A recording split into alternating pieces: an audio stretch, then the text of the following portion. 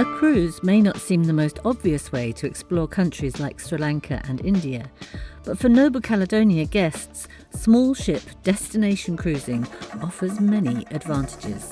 You get the benefits of travelling seamlessly, I think, and I think that's a real plus. Having a small ship that can get into ports that others may not be able to. The staff get to know you and know you by name, so you really feel welcome and you're part of a small family for a couple of weeks. And in reality, with a small ship, what you're actually looking for is where the ship is going. And it sounds stupid to say it, but the reason you're on a cruise is so you can get off the ship in the different places and see different cultures, different people, different things. And that is exactly what this twin country cruise delivers. Welcome to part one as we begin our exploration of Sri Lanka.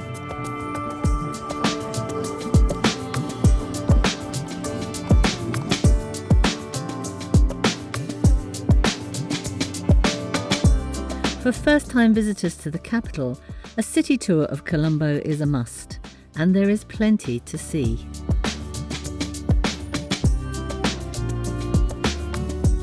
For those familiar with the city, an alternative tour was also on offer to the incredible Caledonia temple.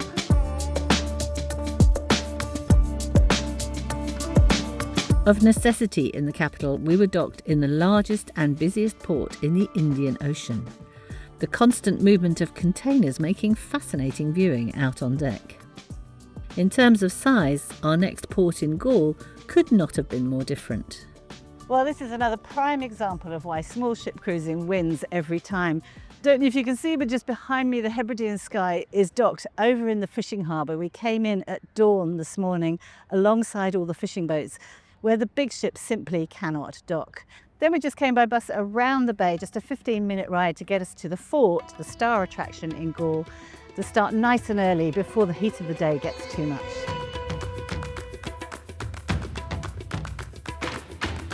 For cricket fans, the fort tour ends with this amazing bird's eye view of the cricket ground. It's only a local game going on today, but when England are playing and there's an international match on, you can be sure the ramparts will be full of the Barmy Army.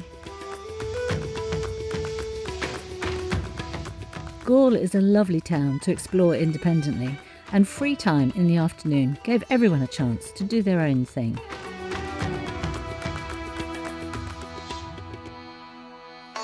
Hambantota in the southeast is what you might call a compromise port, another industrial hub, but also conveniently located for easy access to two of Sri Lanka's best national parks. First, the wetlands of Bundala, world-renowned for its huge variety of birdlife.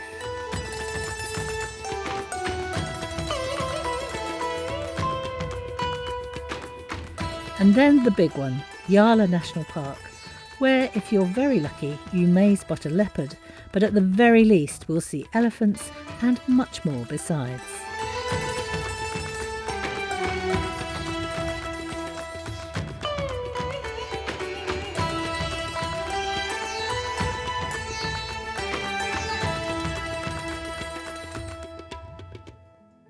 A full day at sea as we cruised from Sri Lanka to India gave an opportunity for me to ask our cruise director, Neil, what he thinks sets small ship cruising apart. When I first started cruising, if we were to come to far-flung places, it was part of maybe a world cruise or somewhere where you didn't have the option of calling in at the little places that we can.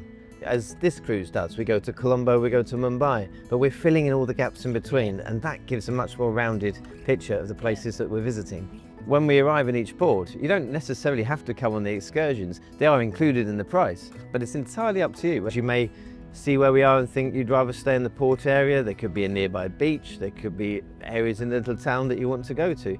Or you have the option of the tours, and sometimes the tours vary as well. It may be a case of it's a full day tour, or we may have the option of coming back for lunch on board. We try and vary it, and we try and make sure that everybody is accommodated. The Hebridean Sky may be small, but there's no compromise when it comes to comfort and service. When you've been out all day in the tropical heat, there's nothing nicer than returning to the air-conditioned comfort of your cabin. And no matter which category you choose, All of the cabins are really spacious with loads of storage. Plenty of space for hanging up all your clothes, lots of hangers, long length for dresses, lots of drawers and shelves where you can put away all your gear.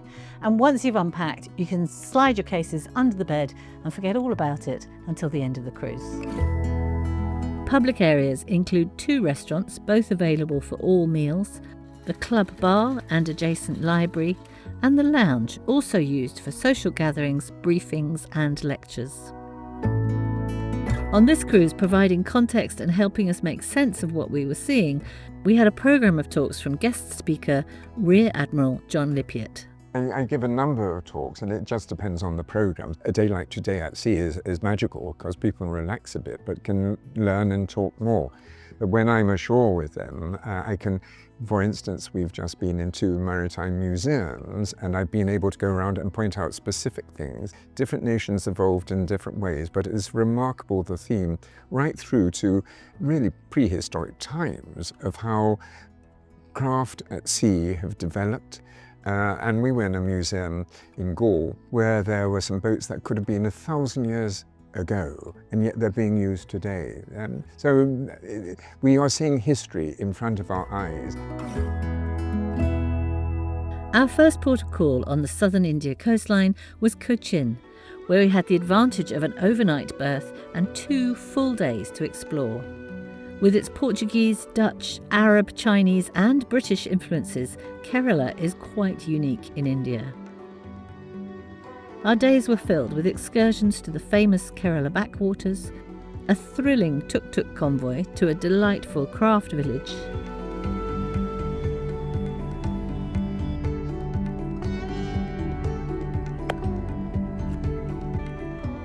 and another boat outing to see Chinese fishing nets in action. We also had free time in Cochin itself and an intriguing performance of Kathakali, one of the main forms of classical dance drama indigenous to Kerala.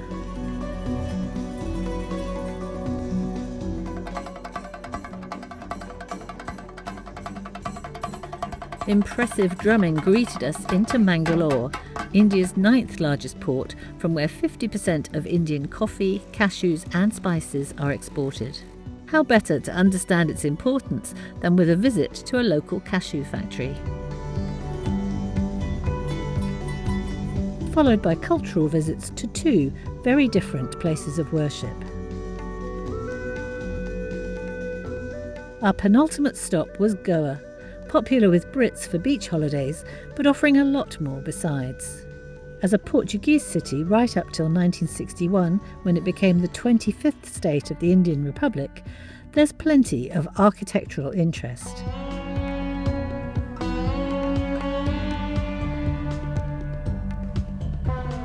And we also got to see some of the surrounding countryside, with a visit to a lakeside garden for a guided tour and lunch.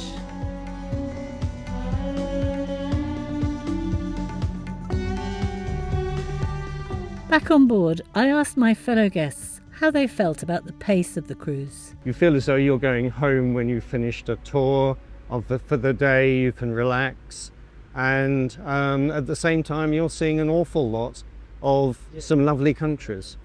Everything's done for you, it's all done beautifully, it's all timed beautifully, and it means you get that, you feel as if after 2 weeks you've really given it a decent go at having seen most of the things that you would want to see in the areas you're travelling to. I just like it all. It's very difficult to pick out, say, that's the best bit. To be honest, it's an experience from the beginning until the end. Yeah.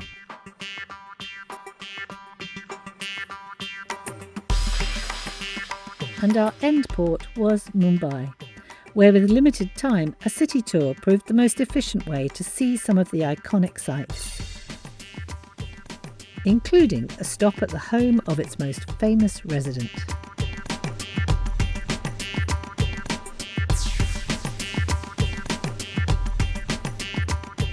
Sadly, my southern India exploration comes to an end here in Mumbai. Some of my fellow guests have been smart enough to book land-based tour extensions to see even more of this incredible nation, and I envy them that. But sadly, I have to fly back tomorrow, and I'm leaving with my Indian wanderlust partially satisfied, but definitely wanting more.